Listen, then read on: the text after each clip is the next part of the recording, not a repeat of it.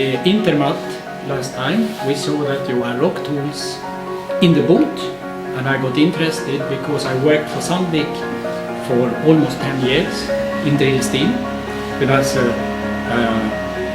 rock engineer to find technical solutions. So I got a little bit curious, but careful. So we bought just a few test tools first and put them out to different work sites in different places in Sweden, maybe 10 tools in each size. And we had some quite good results.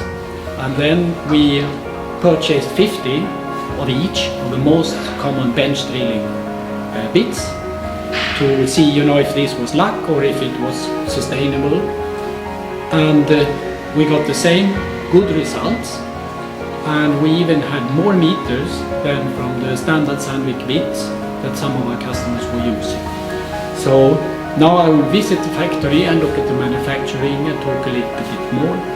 Also about other tools, rods, DTH, and I think this will be successful.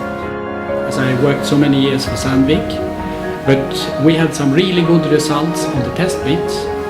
In some cases 15-20% better than the Sandvik bits the customer was using today. So I think this will be the beginning of something very exciting.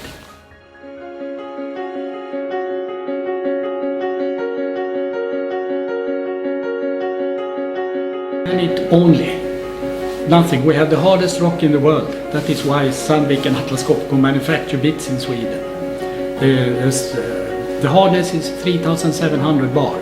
It's a standard. So it's just Sweden, Canada, some part of Finland who have this extremely hard and abrasive rock. So the consumption of bit is always very high. And we have an advanced system to grind the carbide or the steel depending on how the wear is.